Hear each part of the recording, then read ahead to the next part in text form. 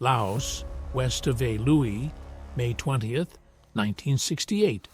10:24 hours. 6 men move through triple canopy jungle, 30 minutes off the landing zone, and the birds have just stopped singing. Master Sergeant Glen Lane raises a fist. Behind him, 5 men freeze mid-stride. Staff Sergeant Robert Owen scans the tree line, rifle low, eyes moving fast. 4 South Vietnamese strikers spread into a loose wedge, weight balanced, ready to disappear into the brush in half a second. No one speaks. The jungle around them has gone completely still. No insects, no birds, nothing but green heat and the sound of their own breathing. This is Recon Team Idaho. 6 men from the most classified Special Operations Unit in the Vietnam War. Sent across a border their own government won't admit exists. By the end of this video, you'll understand why what happened to these 6 men over the next few hours became one of the deepest unsolved mysteries of the entire secret war. A case still open, still unanswered 57 years later. Lane checks his map one more time. Owen keys his radio handset, thumb resting on the switch. A forward air controller circles somewhere above the canopy, invisible, waiting for the next transmission. It never fully comes. What happened in the next few hours would turn 6 names into a question nobody has ever been able to close.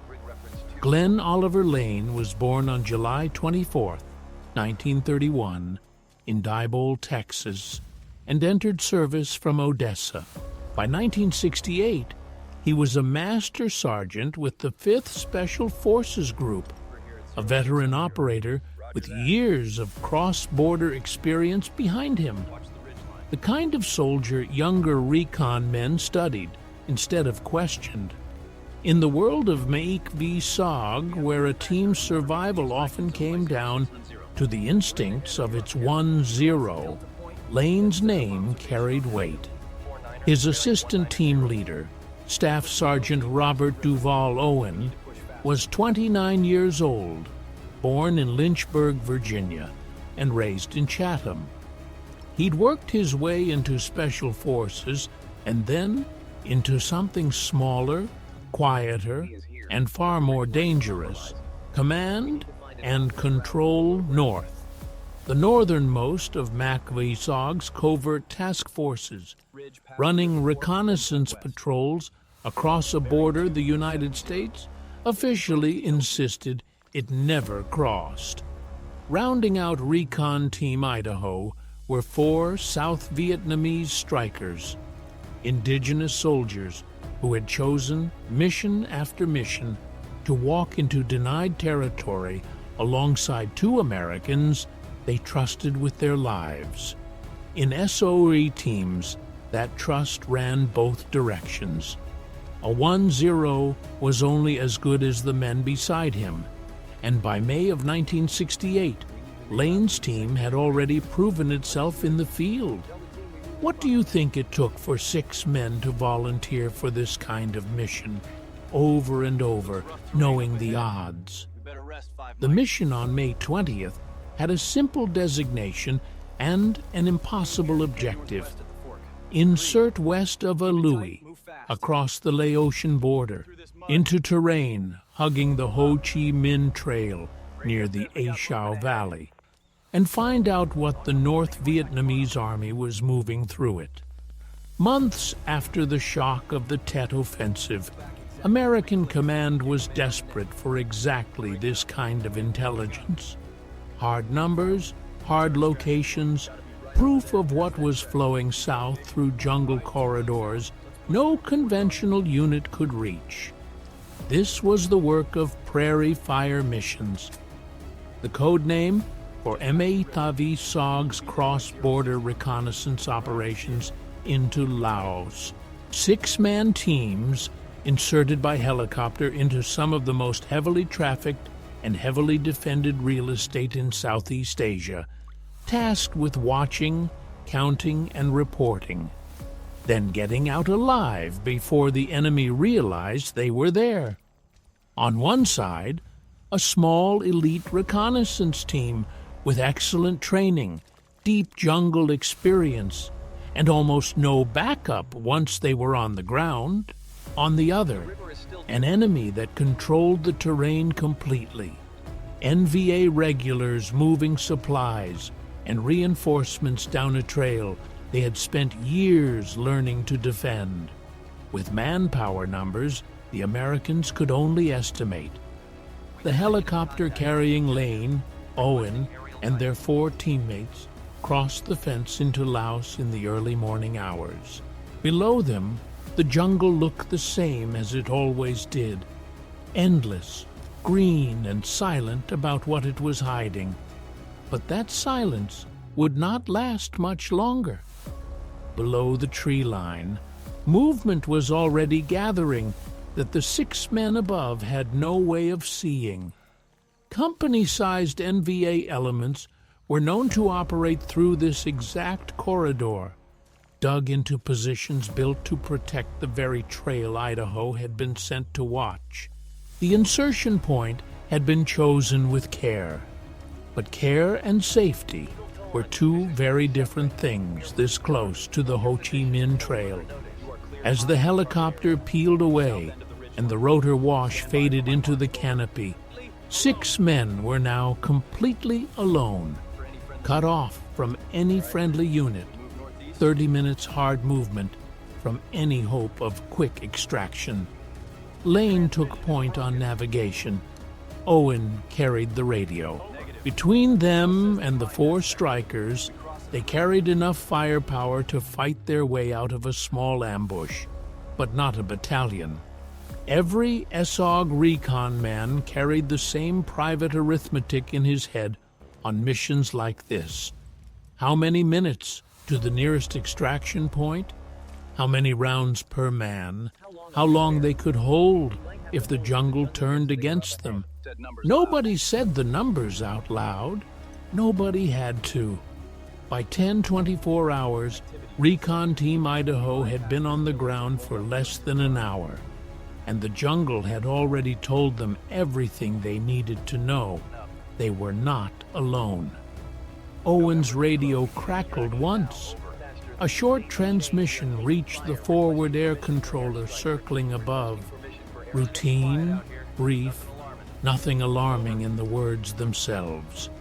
Just 2 men confirming they were moving, that the team was intact, that the mission was proceeding as planned. It was the kind of call SOG teams made dozens of times a week. Nothing about it suggested it would be the last anyone ever heard from them. Then the jungle went quiet, in the way that meant something, not the way that meant nothing. Lane held up a fist again. This time, nobody needed to be told why. Fresh signs on the ground, a disturbed tree line, matted brush, the particular hush of an area recently occupied by a large number of men who knew how to move without being heard. For an experienced 1-0 like Lane, this was the moment every instinct sharpened at once. Keep moving forward and risk walking into whatever was ahead, or pull back and risk being caught mid-retreat in terrain that offered no real cover either way. And this is where the story takes a turn nobody back at the launch site could have predicted. If you've made it this far, you already sense that this isn't a story with a clean resolution waiting at the end. And that's exactly why it's still being investigated today. The hardest questions about this war were never asked in public. This channel exists to ask them, with the respect and honesty the men who fought deserve. Subscribe and keep asking them with us. Command back at Command and Control. North had no way of knowing in real time what Lane's team was walking into. That is the brutal mathematics of a prairie fire mission. 6 men, 1 radio, and an intelligence picture that could be hours old by the time it reached anyone who could act on it. The FAC overhead could see canopy and shadow, nothing more. Whatever was moving beneath those trees was invisible to every asset the United States had in the sky. Somewhere close by, elements of a North Vietnamese force, likely far larger than 6 men could engage and survive, were adjusting their own position. Whether they had already spotted Idaho or simply stumbled into the same patch of jungle by coincidence, no one would ever be able to say for certain. That uncertainty is not a gap in this story. It is the story. What happened in the next 10 minutes would decide whether Recon Team Idaho walked out of that jungle or became 6 more names added to a list that was already far too long. The last confirmed contact with the team came shortly after that single radio call. After that, nothing. No emergency beacon, no distress call, no gunfire reported by the FAC overhead. Just silence spreading out across the jungle canopy, exactly the way it had spread across the birds less than an hour before. Hours passed with no further word from Recon Team Idaho, and at Command and Control North, that silence had a name. A team was down, missing, or worse, and nobody on the ground had any way to confirm which. This was the point of irreversible change. A recon team gone quiet past its check-in window meant one thing in SOG protocol. Something had already happened, and whatever it was over before anyone friendly could intervene. Would you have sent another team into the exact same landing zone, knowing what little you knew? That is precisely the decision made at Command and Control North. A second reconnaissance element, Recon Team Oregon, was tasked to insert into the same area where Idaho had last been heard from, with orders to search for any sign of the missing men. Oregon's insertion carried its own set of impossible odds. They were being sent into terrain that had already swallowed one experienced team without a trace, based on nothing but a single map coordinate and a silence that had now stretched for hours. If Idaho had walked into a company-sized NVA element, there was no reason to believe that element had simply packed up and left. Oregon moved cautiously from the landing zone, weapons ready, eyes on the same jungle floor Lane and Owen had crossed hours earlier. Roughly 50 meters out, they found what they had been sent to look for, and what none of them wanted to find. Signs of a firefight, disturbed ground, spent brass, the unmistakable evidence that a violent, close-range engagement had happened in this exact spot. There was no sign of Lane, no sign of Owen, no sign of the 4 strikers who had walked beside them. Before Oregon's team could search further, before they could push past that 50-meter mark and answer the question that had brought them there, the jungle turned on them too. An enemy force estimated at company strength, the same scale of threat that likely ended Idaho's mission, opened up on Oregon from concealed positions. The 12-man team fought its way back toward extraction under sustained fire. 1 man was killed. 7 more were wounded. The survivors were pulled out by helicopter, carrying their casualties, carrying nothing that answered what had happened to the 6 men they'd been sent to find. Somewhere in that 50 meters of jungle between the landing zone and the edge of what Oregon's team could reach before the shooting started, the fate of Recon Team Idaho was decided, and no American would ever set foot on that exact ground again to find out how. After Oregon was extracted, bleeding and short one man, Command and Control North faced a decision that would define this case for the next 5 decades.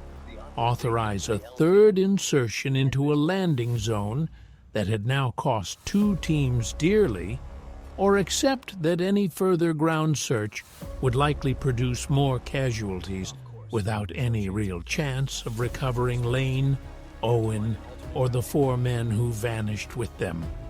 No further ground search was ordered. Read that again, because it is the hinge this entire story turns on. 2 men, 4 more beside them. Signs of a firefight 50 meters from where they were last heard.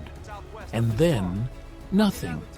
No follow-up patrol, no extraction attempt, no confirmation one way or another of what had actually happened to 6 human beings who had been alive and moving through that jungle only hours before.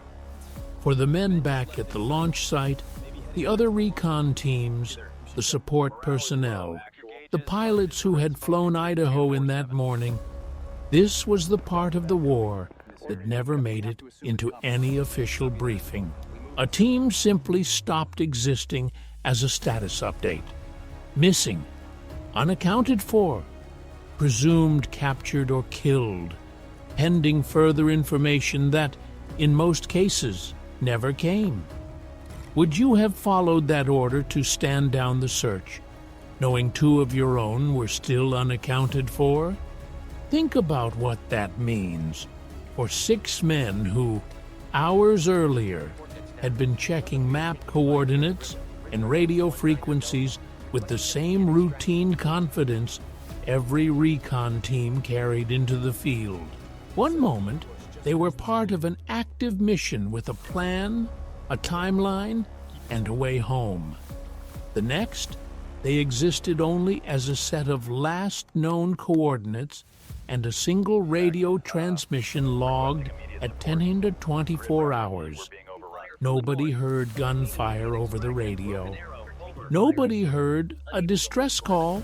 Nobody heard anything at all, which meant the men back at the launch site were left to build the entire final chapter of Idaho's mission out of nothing but silence and a patch of disturbed ground that Oregon's team barely had time to see before they were fighting for their own lives.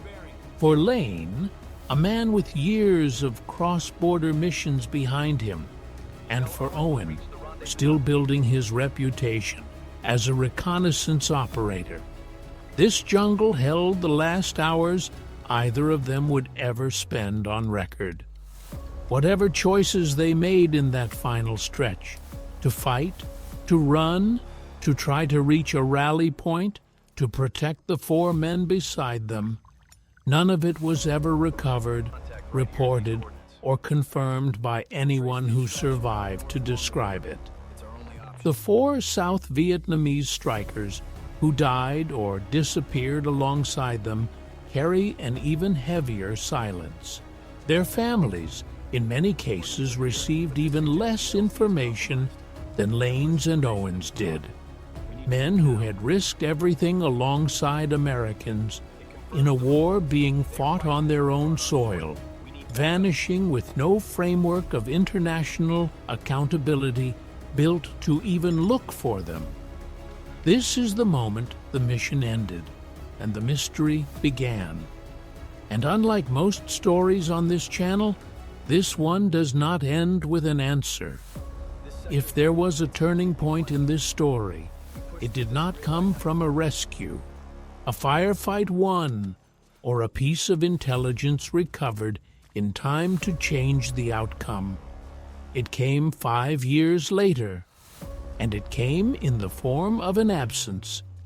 In 1973, as the Paris Peace Accords brought American prisoners of war home from Hanoi, the world watched footage of gaunt, exhausted men walking off transport planes into the arms of families who had waited years for exactly this moment. Glen Lane was not one of them. Robert Owen was not one of them. What do you think it felt like for their families, watching those releases, searching every face for one that never appeared? Here is the detail that turned this from a battlefield loss into a policy failure. The agreements that ended American involvement in Vietnam did not include a mechanism for the men lost across the border in Laos. The war in Laos had never officially existed on paper. Prairie fire missions were classified for decades, specifically because the United States denied operating there at all, which meant that when the accounting for POWs and MIAs began, Lane, Owen, and hundreds of men like them fell into a gap the peace process was never designed to close. Nearly 600 Americans remain listed as missing in Laos to this day. Lane and Owen are two names on that list, two names attached to a firefight 50 meters from a landing zone that nobody was ever authorized to search again. This was not a single mistake made under fire. It was a structural blind spot built into the highest levels of how America accounted for the men it sent across a border it refused to admit crossing. The soldiers who fought there understood the risk of the mission. What they could not have anticipated was that the risk didn't end with their capture or death. It extended into permanent official uncertainty, unresolved by any treaty, any negotiation, any diplomatic mechanism built after the war ended. For families like Owen's, that uncertainty became its own kind of sentence.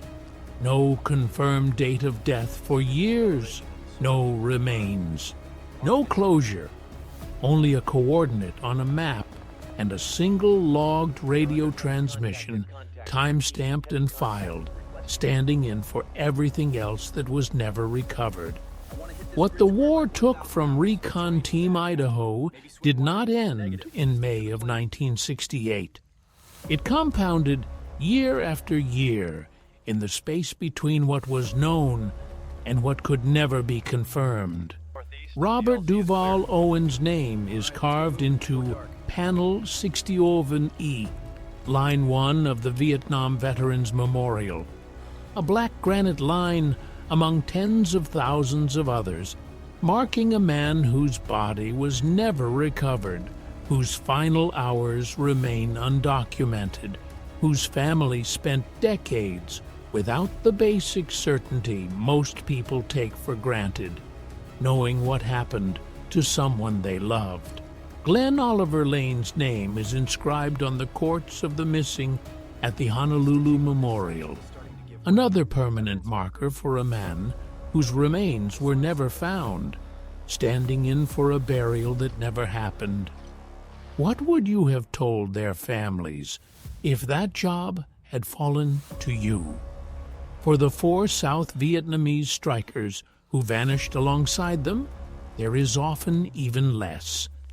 Fewer records, fewer memorials, fewer institutions built to formally account for indigenous soldiers who fought and disappeared, serving alongside American special forces in a war being waged on their own soil. Decades later, the case did not simply fade away.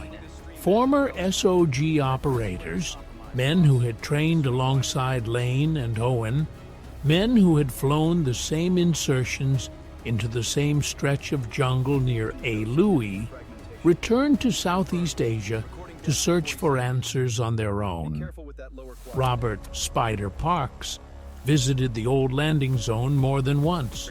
He spoke with former North Vietnamese soldiers who had fought in that same sector during that same period, hoping someone, somewhere, might finally know what had happened in that 50-meter gap between the landing zone and the edge of the jungle. No confirmed answer ever came back. No remains were located. No North Vietnamese account definitively closed the case. What Recon Team Idaho left behind was not a resolved story with a clear beginning, middle, and end. It was a permanent question mark attached to 2 American names on separate memorials and to 4 more names that, in most public accounts of this mission, are not recorded at all. 57 years after a forward air controller logged a single radio transmission at 10 to 24 hours on May 20th, 1968.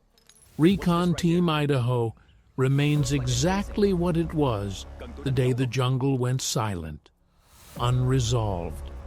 No remains recovered, no confirmed cause of loss, no account, American or Vietnamese, that has ever definitively closed the file on Glen Lane, Robert Owen, or the 4 South Vietnamese strikers who walked into that jungle beside them and never walked back out.